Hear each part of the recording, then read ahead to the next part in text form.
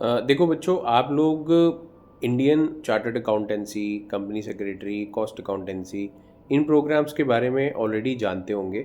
नहीं भी जानते होंगे तो इनकी स्टेजेस के बारे में मैं आपको थोड़ा सा बता देता हूँ। इन तीनों एग्ज़ाम्स में ही अगर आप ट्वेल्थ के बाद इसमें एंट्री लेना चाहते हैं तो इसमें 3 लेवल्स हैं। एक फाउंडेशन लेवल है जिसको फाउंडेशन लेवल बोला जाता है, या फिर एंट्रेंस बोला जाता है, या एक टाइम पे उसको सीपीटी बोला जाता था सीए में, है ना। अभी सी सीट बोला जाता है सीएस में, है ना। ऐसे सी डब्ल्यू ए में भी सेम चीज़ है। आपका एक first level of entrance exam होता है। अब इस एंट्रेंस एग्ज़ाम में बेसिकली मोस्टली आपसे ऑब्जेक्टिव क्वेश्चन पूछे जाते हैं। कुछ एग्ज़ाम्स में अभी सब्जेक्टिव क्वेश्चन भी पूछे जा रहे हैं, ठीक है, जिस पे हम डिटेल में वीडियो बनाएंगे। मैं आपको पूरा डेप्थ में उसके बारे में बताऊंगा। अभी इस वीडियो का ऑब्जेक्टिव ये है कि मैं आपको एक ओवरव्यू दे रहा हूँ, ठीक है। तो आप ध्यान से सुनो। तो ये लेवल 1 है।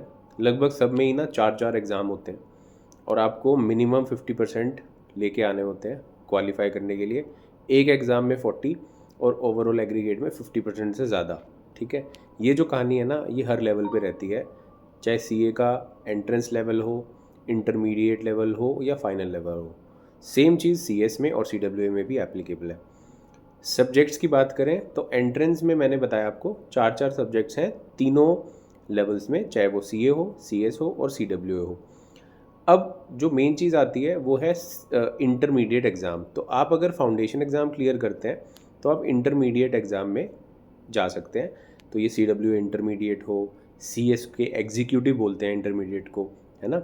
और सीए में आईपीसी था, कभी आईपीसीसी था, तो नेम चेंज होता रहता है, बट इंटरमीडिएट आप इसको समझ लें। तो ये सेकंड लेवल होता है। इसमें हमारे टाइम में 8 एग्ज़ाम होते थे, उसके बाद 7 एग्ज़ाम हो गए, अभी शायद इसमें 6 एग्ज़ाम हो गए हैं सीए के केस में अगर बात करूँ तो। लेकिन ये थोड़े प्रैक्टिकल हो गए हैं, इनमें एमसीक्यूज़ भी ऐड हो गए हैं। एक लेवल पे एमसीक्यूज़ ऐड करने का ऑब्जेक्टिव ये है कि कैंडिडेट का जो पासिंग रेट है वो बढ़े कैंडिडेट्स का। हमारे टाइम में ऐसा नहीं हुआ करता था, है ना। तो ये पूरा सब्जेक्टिव हुआ करता था, ठीक है। अपने एडवांटेज और डिसएडवांटेज हैं एमसीक्यू होने के भी। तो कुछ परसेंटेज जैसे 30% तक एमसीक्यूज़ हर एग्ज़ाम में ऑलमोस्ट हैं, ठीक है। आई थिंक 3 एग्ज़ाम्स में इसमें है, फाइनल में भी फिर ऐसा ही है, सीए फाइनल में भी। और उसमें भी 8 एग्ज़ाम हुआ करते थे हमारे टाइम पे, अभी वो 6 एग्ज़ाम हो गए हैं। और उसमें एक चॉइस वाला ऑप्शनल एग्ज़ाम भी है।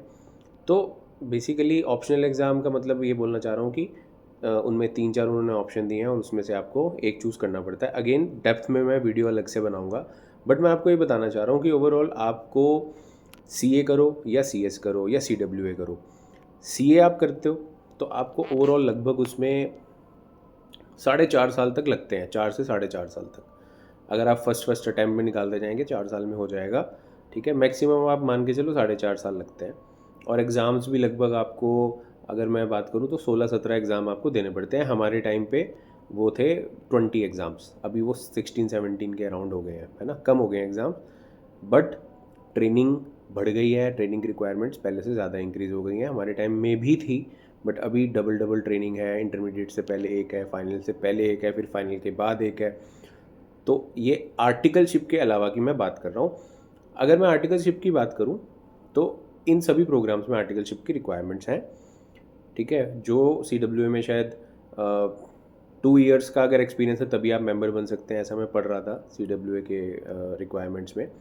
और सीएस में 21 मंथ्स की रिक्वायरमेंट है और सीए में 24 मंथ्स की रिक्वायरमेंट है आर्टिकलशिप की, ठीक है। ये पैरेलली की जा सकती है। तो जो मैं 4-4.5 साल का सीए का पीरियड बता रहा हूँ उसमें पैरेलली ये भी की जा सकती है आर्टिकलशिप भी। और आर्टिकलशिप जनरली जब इंटरमीडिएट का आप एक एग्ज़ाम क्लियर कर लें तब आप कर सकते हैं, ठीक है, मिनिमम।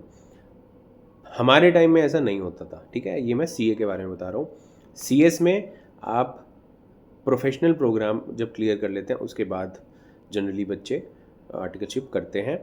और सीडब्ल्यूए में भी आर्टिकलशिप आप इंटरमीडिएट के बाद कर सकते हैं, बट जनरली फाइनल के बाद ही बच्चे करते हैं, ठीक है। मेरी आर्टिकलशिप एग्जाम्प्ट थी सीएस और सीडब्ल्यूए की, बिकॉज मैंने सीए की 4.5 साल की आर्टिकलशिप की थी, 3.5 साल की आर्टिकलशिप की थी। हमारे टाइम में 42 मंथ्स की आर्टिकलशिप होती थी। मैं हूँ अक्टूबर 2007 का एनरोल्ड पर्सन जिसने 2007 में एंट्री ली थी इंटरमीडिएट में। और हमारे टाइम पे सीपीटी के बाद भी आर्टिकलशिप हो सकती थी, जो कि अब नहीं एप्लीकेबल है ना। अभी एटलीस्ट वन एग्ज़ाम आपका इंटरमीडिएट का क्लियर होना चाहिए सीए में। ठीक है, तो मैं अपनी बात करूँ तो मैं एक चार्टर्ड अकाउंटेंट, कॉस्ट अकाउंटेंट और कंपनी सेक्रेटरी तीनों हूँ। ठीक है, और मैं आपसे एक्सपीरियंसेस शेयर करूँगा, लर्निंग शेयर करूँगा, और आपको ये भी बताऊँगा कि अभी ना ग्लोबली कुछ कोर्सेज़ ऐसे आ गए हैं जिनकी रिकग्निशन तो हमारे प्रोग्राम से काफ़ी ज़्यादा है, C A, C S C, W S A. ठीक है, और जिनमें ड्यूरेशन कम लगती है और जिनका पासिंग रेट हमारे एग्ज़ाम से ऑलमोस्ट 3 to 4 टाइम्स है। ठीक है, बट क्या वो आपको करना चाहिए, नहीं करना चाहिए, किन लोगों को वो करना चाहिए, अगर आप वो जानना चाहते हैं तो चैनल को सब्सक्राइब करें।